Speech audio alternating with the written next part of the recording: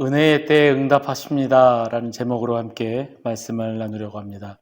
오늘 말씀은 이사야 49장 8절에서 10절 말씀입니다. 제가 봉독하겠습니다.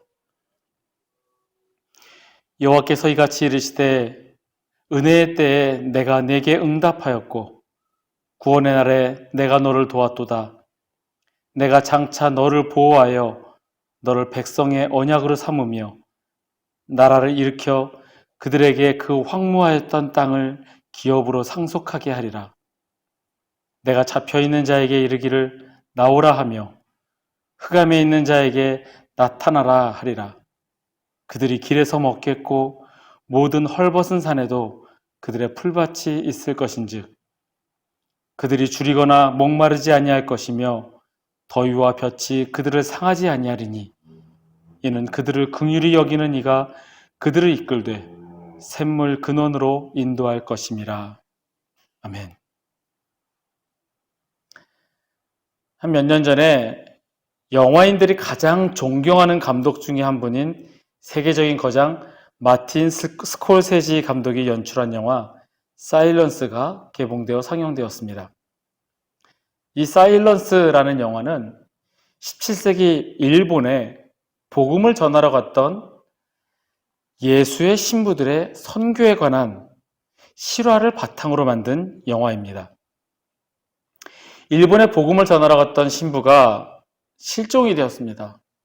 그래서 그 신부의 제자가 스승인 신부님을 찾아서 일본으로 건너갔고 그곳에 가서 천주교인들을 만나면서 천주교에 대한 박해가 한창인 그곳에서 계속하여 침묵하시는 하나님에 대해서 묻고 또 묻는 그런 영화입니다. 온갖 핍박과 고문 속에서도 배교하지 않고 끝까지 주님을 붙드는 신자들을 보면서 왜 그들에게 계속 이렇게 고통받게 하실까? 왜 하나님은 그들에게 침묵하실까? 이 질문을 던지게 됩니다. 이 영화는 우리에게도 역시 묻습니다. 왜 하나님은 침묵하십니까? 요즘 들어 저에게는 슬픈 단어들이 점점 생겨나게 됩니다. 얼마 전에는 이 개척교회라는 단어가 참 슬프게 다가옵니다. 교회라는 단어는 기쁘고 사람들이 모여 주님을 찬양하고 예배하는 곳인데 그 개척교회라는 단어가 참 슬프게 느껴졌습니다. 그리고 이 또한 침묵이라는 단어가 역시 또 슬프다라는 생각을 했습니다. 나는 너무나 절박하고 주님께서 속히 해결해 주시기를 기다리는데 내가 믿는 하나님, 전지전능하시고 세상의 모든 것을 주관하시는 하나님께서는 왜 나의 기도에 침묵하실까? 아무리 울부짖고 기도해도 하나님은 응답하시지 않는 것 같습니다. 주님 언제입니까? 언제까지 참고 기다려야 합니까? 아무리 부르짖어도 아무 말씀이 없으신 침묵하시는 것 같습니다. 말씀을 계속 읽는 중에 오늘 본문이 이사야서 말씀을 읽게 되었습니다. 함께 말씀을 나누고 주님께서 주시는 위로와 은혜가 저와 여러분에게 있으시기를 바랍니다. 성경 속에서 주님은 자주 침묵하십니다. 하지만 우리가 알아야 될 분명한 것은 주님의 그 침묵은 외면이 아니라는 사실입니다. 주님께서는 결코 외면하지 않으십니다. 구약의 마지막 성경인 말라기로부터 예수 그리스도가 탄생하시는 신약시대까지 약 400여 년의 시간이 있습니다. 이스라엘의 역사를 보면 이스라엘 민족이 바벨론에게서 돌아와서 성벽을 재건하고 성전을 다시 세우고 하나님의 말씀을 들으며 통곡하고 하나님 앞에 회개합니다. 하지만 그들에게 하나님께서는 침묵하셨습니다. 그들은 회개하였고 다시 주님을 올바로 섬기고자 하였습니다. 그리고 그런 그들에게 다윗의 영광을 다시 주실 것을 기대하였지만 하나님께서는 그렇게 하지 않으셨습니다. 결국 그들은 허탈과 실망으로 다시 예전처럼 돌아갑니다. 그러나 이 400여 년의 기간 동안 주님께서는 당신의 택하신 백성을 외면하며 모른 척 하신 것이 아니라 준비하셨습니다. 예수 그리스도께서 오실 것을, 오셔서 새 하늘과 새 땅을 이룰 것을 하나님께서는 준비하셨습니다. 신약 성경에 예수님께서 사랑하시는 친구 나사로가 죽은 사건이 나옵니다. 예수님께서는 나사로가 병들었다는 소식을 들었습니다. 그런데 그 소식을 듣고도 계시던 곳에서 이틀을 더 유하셨습니다. 그리고 나사로가 죽은 이후에 그 가족을 찾아갑니다. 찾아오신 주님을 보고 마르다는 주님께서 계셨더라면 오라버니가 죽지 않았을 겁니다 라고 원망 섞인 말을 합니다. 병을 고치시는 주님을 보았기 때문에 주님의 그 능력은 믿었지만 그 이상되는 죽은 자를 살리실 능력이 있으심은 믿지 않았기 때문입니다. 예수님께서는 이미 제자들에게 내 친구 나사로가 죽은 것이 아니라 잔다 라고 말씀하셨습니다. 그리고 이 사건을 통하여 하나님께서 영광을 받으실 것이며 하나님의 아들 예수 그리스도께서 영광을 받으실 것이라고 이미 말씀하셨습니다. 그리고 나사로의 집에 오셔서 많은 사람들 앞에서 예수님께서는 눈물을 흘리십니다. 왜 우셨을까요? 나의 친구가 죽어서 이 세상을 떠났기 때문에 우셨을까요?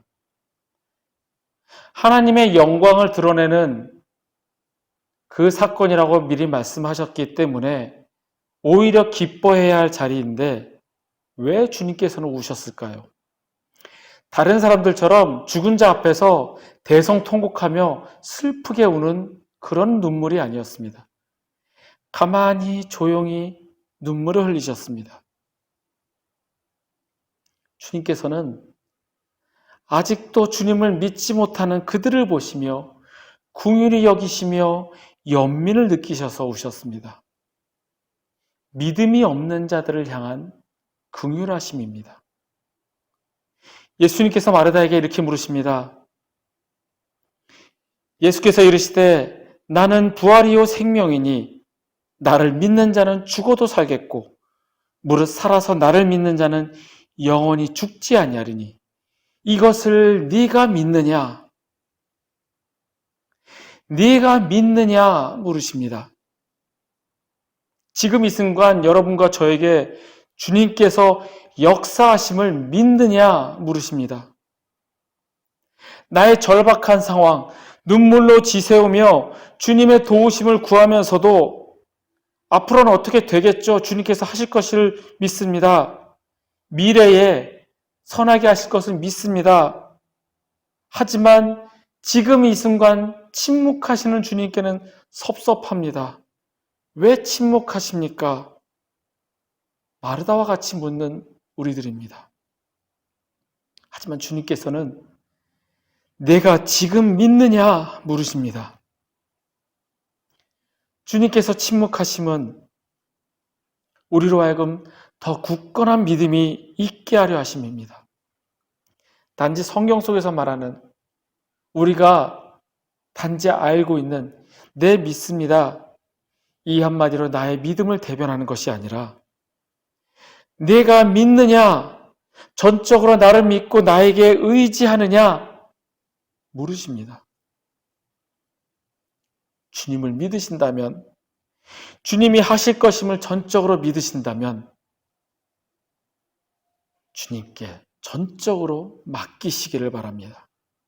맹목적인 믿음이 아니라 주님과의 인격적인 교제를 통하여 주님을 친밀히 알고 주님과의 교제함 가운데 그런 가운데 믿는 믿음입니다.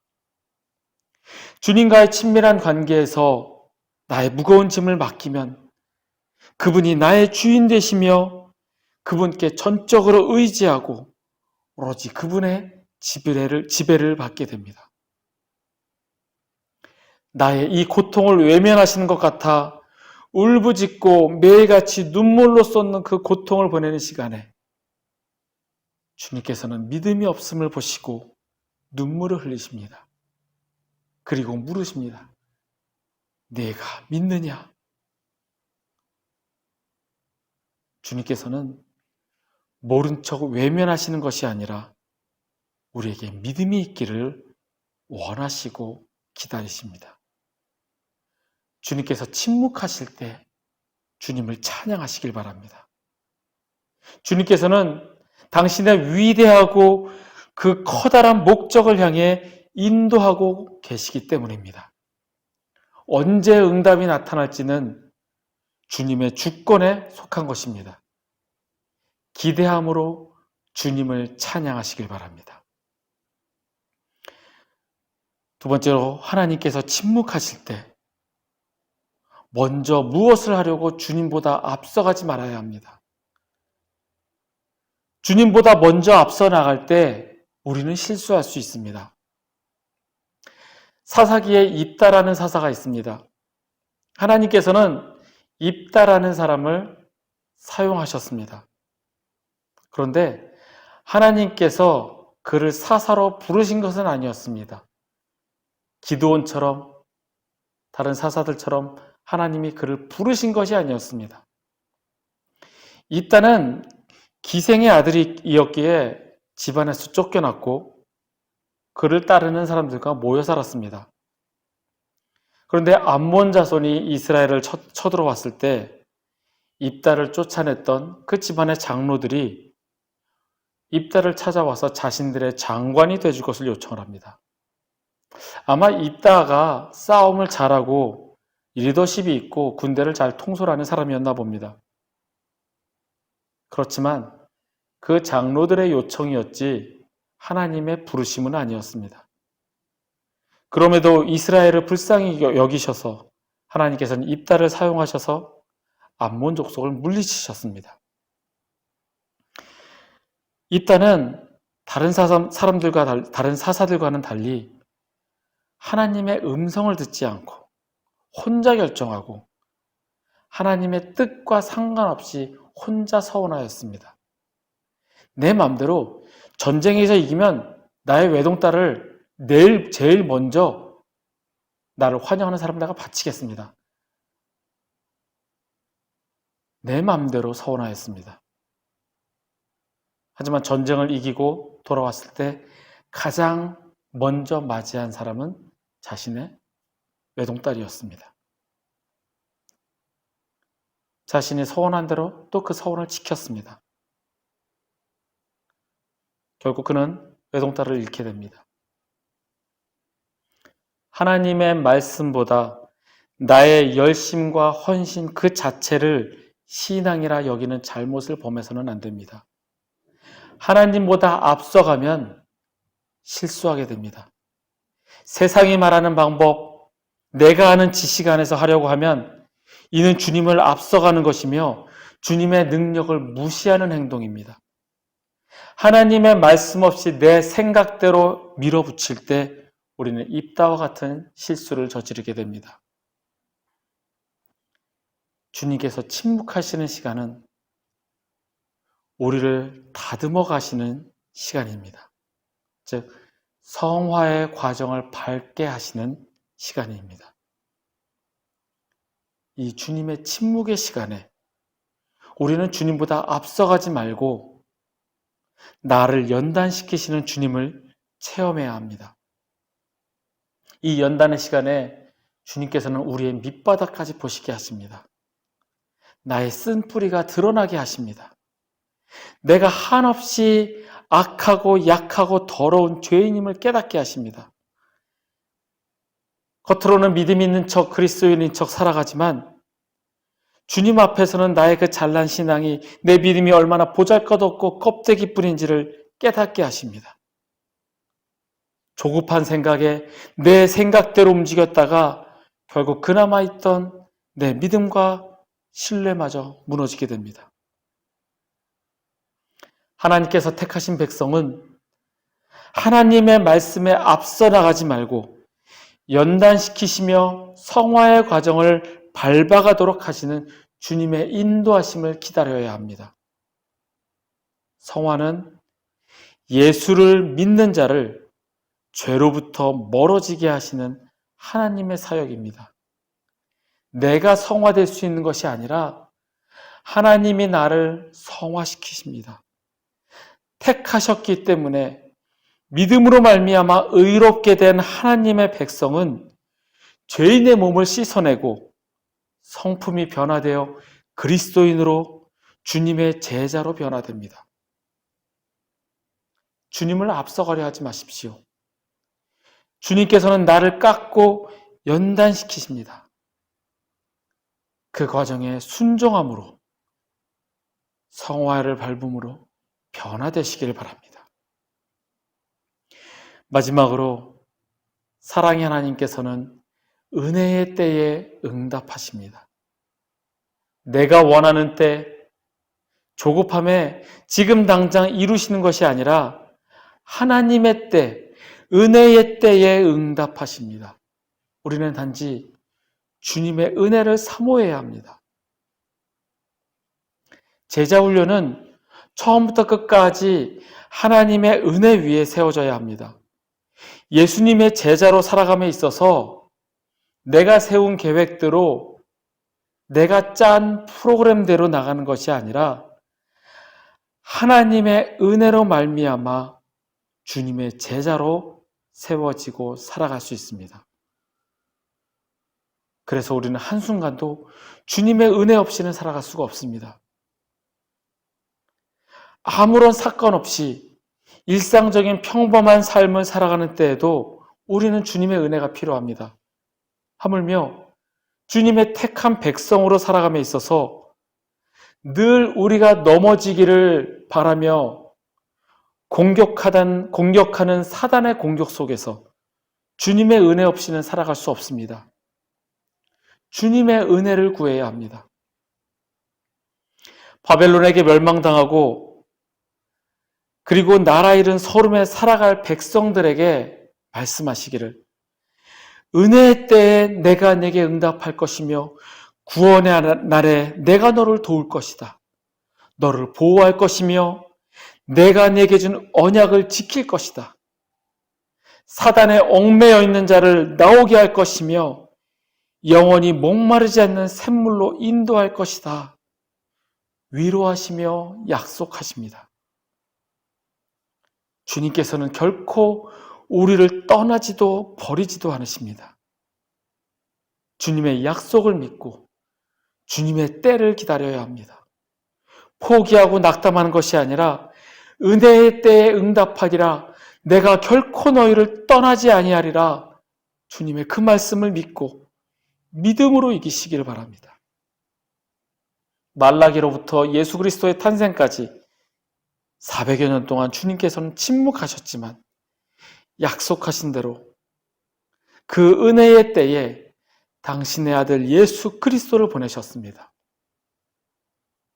언제 응답하실지 불확실하지만 하나님이 분명히 약속을 지키실 것은 확실합니다. 우리 그리스도인들은 주님의 부르심을 받은 자입니다.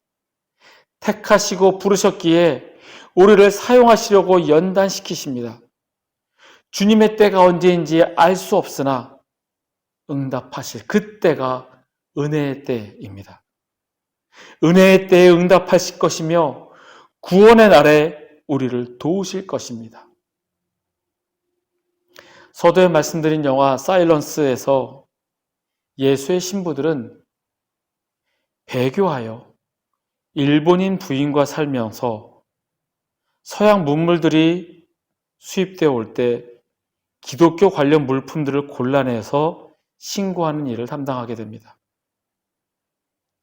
죽으면 죽으리라 선교하는 마음으로 일본에 갔지만 침묵하시는 하나님을 배신한 것처럼 보입니다.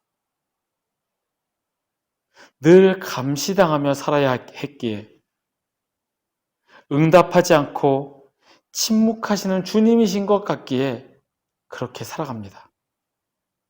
하지만 마지막 장면에 신부가 죽을 때 신부의 시체 속에 일본인 부인이 몰래 손가락만한 십자가를 넣게 됩니다.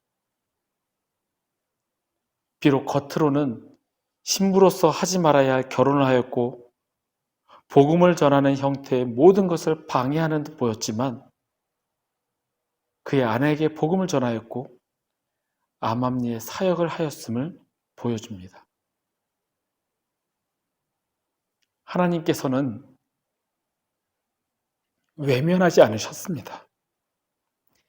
비록 침묵하셨지만 그 기간 동안 그들의 믿음은 더 강하여졌으며 그 믿음은 후손들을 통해 내려왔습니다.